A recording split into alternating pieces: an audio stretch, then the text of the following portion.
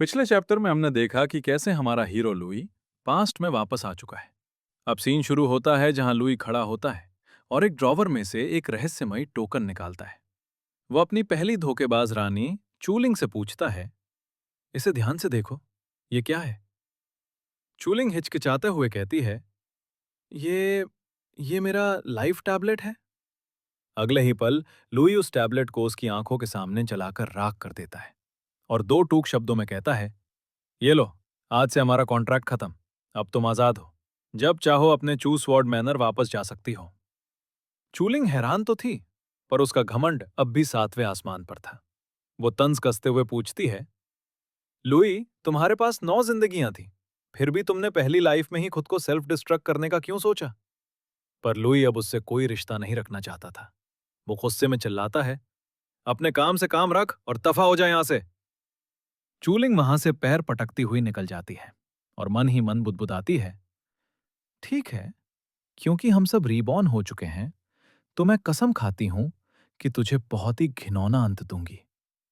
वो सोच रही थी कि उसके पास इनेट स्वॉर्ड बॉडी है और अगर लुई उसकी लाइफ में ना होता तो वो आज कहीं ज्यादा बड़ी स्टार होती।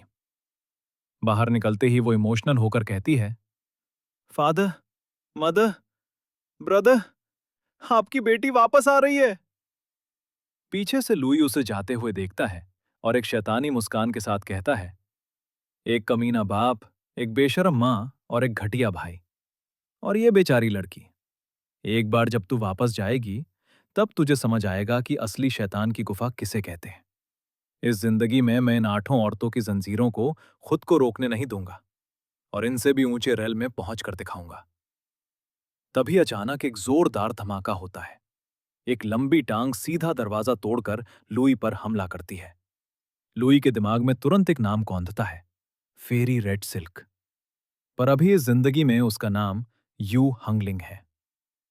हंगलिंग चिल्लाती है, लुई, आज मैं तुझे खत्म कर दूंगी। पर लुई भी कोई कच्चा खिलाड़ी नहीं था। बिना किसी टेक्निक के उसने बस एक हाथ से उसकी गर्दन दबोच ली और उसे हवा में उल्टा लटका दिया। वो उसकी आंखों में देखकर एकदम डैडी टोन में कहता है, तेरी हिम्मत कैसे हुई मुझ पर हमला करने की? हंगलिंग बुरी तरह फंस चुकी थी।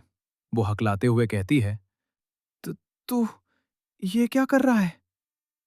लुई उसे जान से नहीं मारना चाहता था, क्योंकि वो जानता था कि इसकी किस्मत भी फूटने वाली है।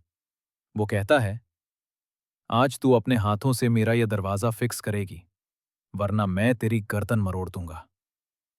हंगलिंग कांपते हुए भी बगावत करती है, मैं रिफ्यूज करती हूं। अगर तेरी वजह से ना होता तो आज मैं फैंग वूशू के साथ अपनी लाइफ जी रही होती। लुई हंसते हुए कहता है, तो इस लाइफ में भी उसे ढूंढने के लिए तुझे अपनी जान बचानी होगी, है ना? ये सुनते ही हंगलिंग की सिट्टी पिट्टी गुम हो जाती है और वो डर के मारे कहती है, ठीक है, मैं फिक्स कर दूंगी, प्लीज मुझे छोड़ो। लुई उसे कचरे की तरह नीचे फेंक देता है और कहता है, काम पर लग जा। मेरे आने तक दरवाजा ठीक नहीं मिला तो तू खत्म है। हंगलिंग रोते हुए चिल्लाती है, लुई, कम से कम पिछली लाइफ में हम दाव कंपेनियंस तो थे। तुम मुझे ऐसे ट्रीट कैसे कर सकते हो? लुई बिना मुड़े ठंडे लहजे में कहता है, वो पास था।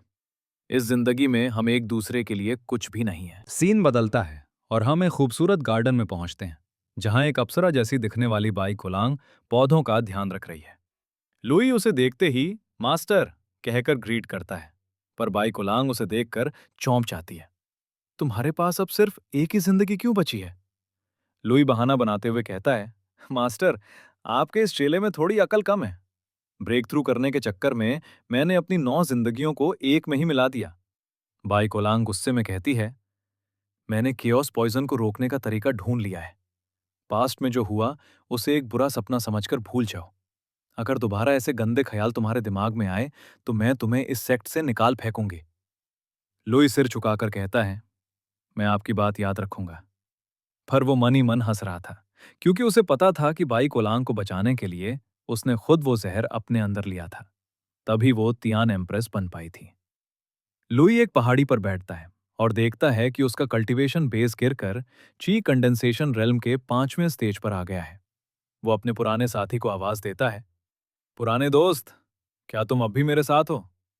तभी उसके सामने एक सिस्टम नोटिफिकेशन खुलती है।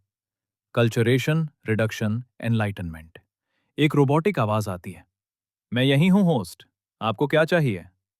लुई चैन की सांस लेता है। उसे पता चलता है कि उसका सिस्टम अब खुद हेवनली डेव बन चुका है और उसे अब बाहर से एनर्जी की जरूरत नहीं है। लुई चिढ़ते हुए कहता है, तो पिछली बार वो सबसे खतरनाक ट्रिब्लेशन मेरे सिर पर गिराना जरूरी था क्या? सिस्टम बड़े मजे से जवाब देता है, बिल्कुल, आखिर तुम मेरे होस्ट हो, तो चैलेंज भी तो अल्टीमेट होना चाहिए ना। लुई अपना 9 लाइफ अंडरडिंग हेवनली स्क्रिप्चर शुरू करता है, पर अचानक वो खून की उल्टी कर देता है। उसे पता चलता है कि उसकी आधी बॉडी पत्थर की तरह सख्त हो गई है।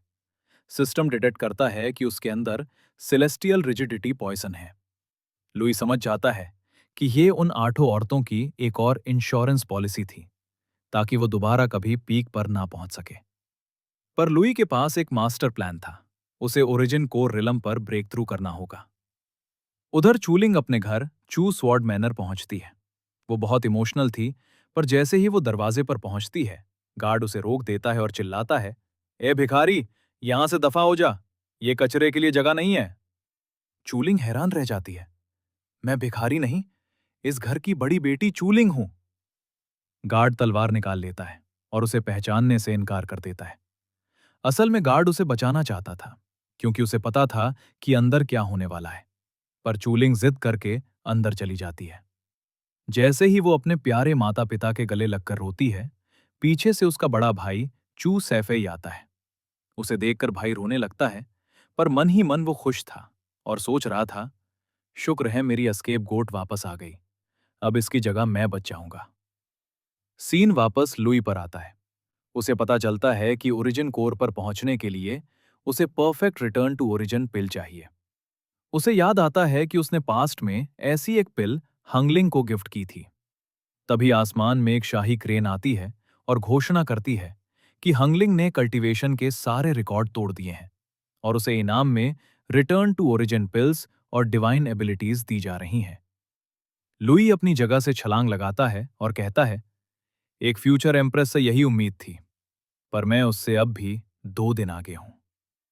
सिस्टम पूछता है, होस्ट, अब कहां जाने का इरादा है? लुई एक कातिलाना मुस्कान के साथ कहता है, एक पुरानी कब्र के अंदर, अपनी वो पिल वापस लेने जो हकीकत में मेरी ही है। तो दोस्तों, लुई ने अपना पहला कदम बढ़ा दिया है। क्या वो उन रानियों से अपनी चीजें वापस छीन पाएगा? जानने के लिए बने रहिए हमारे साथ। मिलते हैं अगले चैप्टर में।